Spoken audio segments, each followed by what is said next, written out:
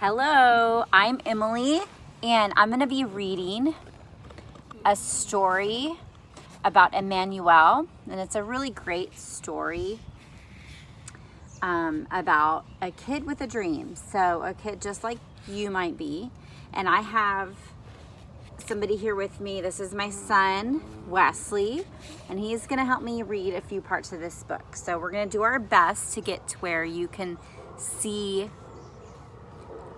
the pages and such. So the title of this book is Emmanuel's Dream, the true story of Emmanuel, Ofosu, Yeboah. See, that's a really nice picture we have there.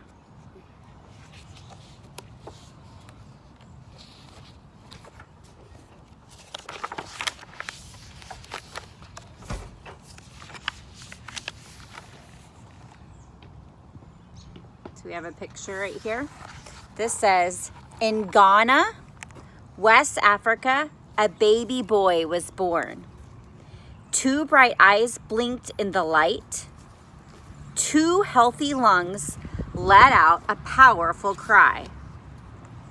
2 tiny fists opened and closed, but only 1 strong leg kicked.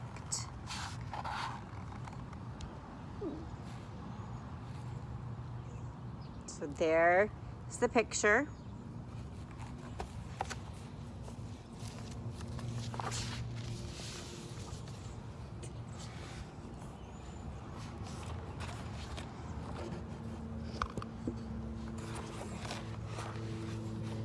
Most people thought he would be useless, or worse, a curse.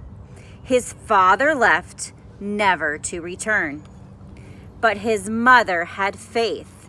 Her name was Comfort, and she named her first child Emmanuel, meaning God is with us. Do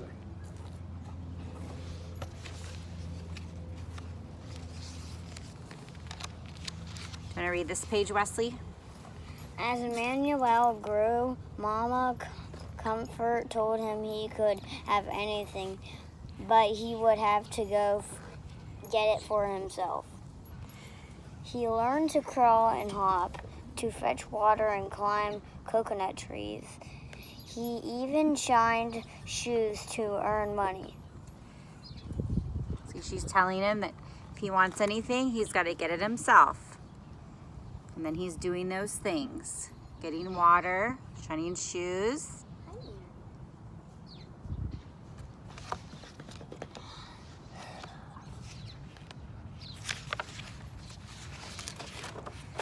Most kids with disabilities couldn't go to school. Still, Emmanuel's mother carried him there until one day she said, "You are too heavy." From then on, Emmanuel hopped to school and back 2 miles each way on 1 leg by himself.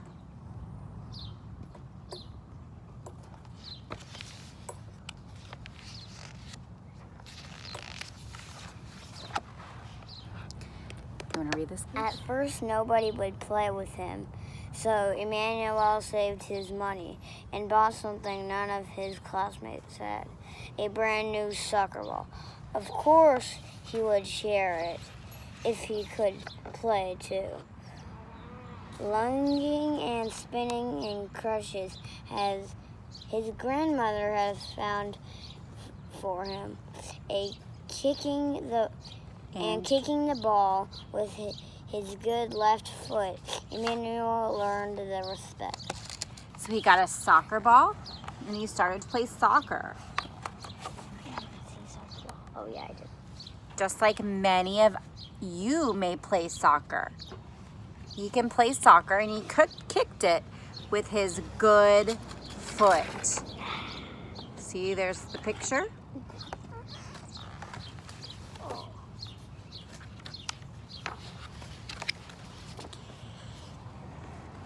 Jasper, do you want to read a page? His new friends sometimes used their lunch money to rent bikes. Would Emmanuel be able to join them? His friend Goodwin pushed him fast so he could balance. Over and over again, Emmanuel fell hard, but finally he rode. So he fell lots of times, just like many of you may fall when you're first learning to ride a bike. But then he was able to ride a bike. Jasper, do you want to come on here?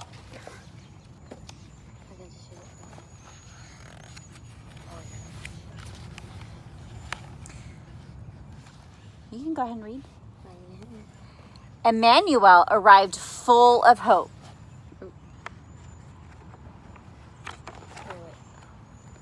Sorry, skipped a page.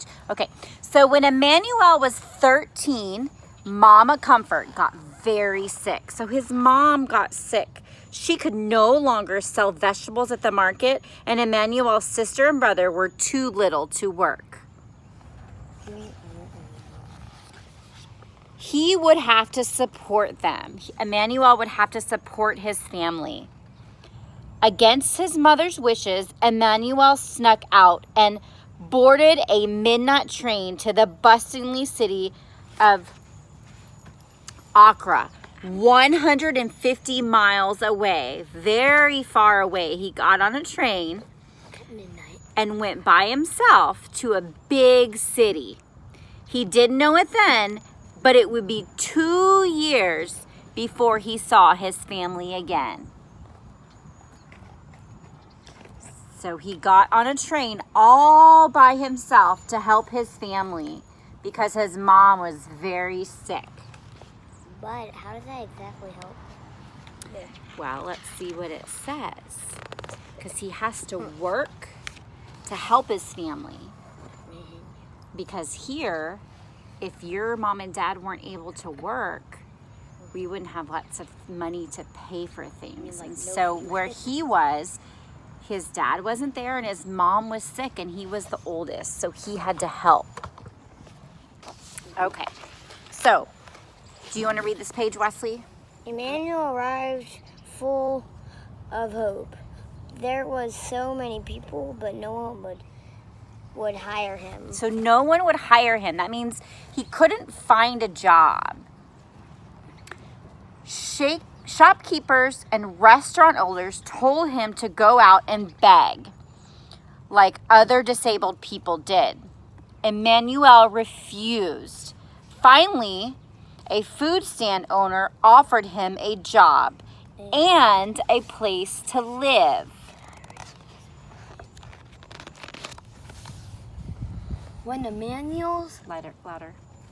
When Emmanuel wasn't serving drinks, he kept busy shining shoes. He earned money and sent it home. One morning when Emmanuel went to buy shoe shining supplies, the shopkeeper thought he was there to beg and scolded him. Insulted, Emmanuel slammed his money down on the counter. The shopkeeper apologized, but Emmanuel would never forget. Thanks, Jasper. You're welcome. When his mom grew sicker, Emmanuel went home to be with her. From her bed on Christmas Eve, she told her son, "Be respectful, take care of your family, and don't ever beg. And don't give up." By the next morning, Emmanuel's beloved mother was dead. He was heartbroken, but he knew her last words had been a gift. He would honor them by showing everyone that being disabled does not mean being unable. But it was a big dream, but Emmanuel had a plan.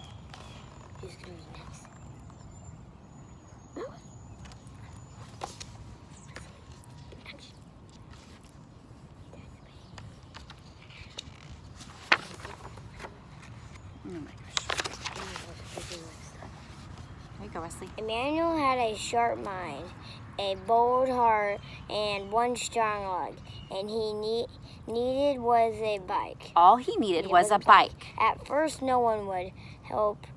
They thought his plan to bicycle around Ghana was impossible. That's where he lives, Ghana. Then Emmanuel wrote to the Challenged Athletes Foundation all the way in San Diego, California. They sent him a bike plus a helmet, short socks, and gloves. So he wrote a letter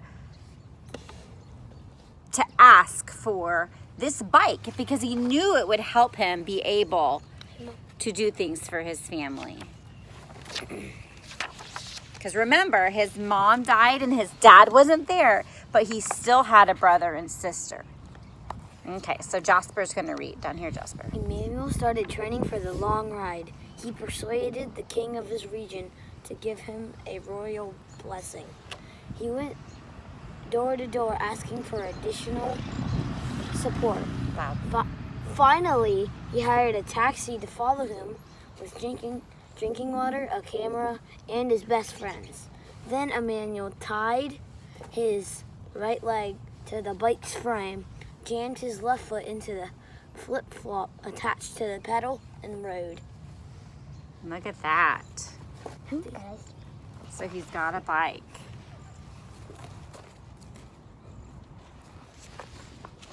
How long is this? Oh, it's been 11 minutes. Okay. Emmanuel pedaled through the bustling city of Accra. He pedaled through the rainforest, over rolling hills, and across wide, muddy rivers. He pedaled past opium forests and plantain farms, and through the market city of Kumasi. He pedaled as trucks roared past the narrow highways, and wild animals stalked his thoughts. He pedaled through vast grasslands and into the ancient city of Tamale.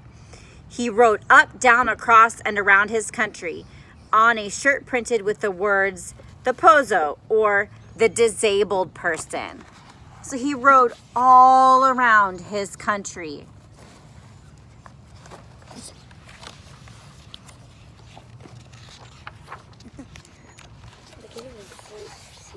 Along the way, Emmanuel talked to those with physical challenges and those without, to poor farm workers and to wealthy landowners, to religious leaders, government officials, and reporters.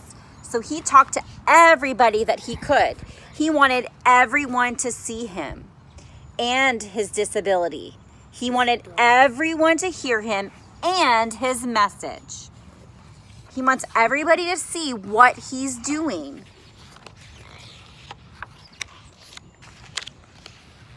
The farther Emmanuel rode, the more attention he got. More people started to really pay attention to him riding his bike all over his country. Children cheered, able-bodied adults, so adults that could ran or rode along with him. People with disabilities left their homes and came outside. Some for the very first time. The young man, once thought of as cursed, was becoming a national hero. Everybody wanted to come see what he was doing.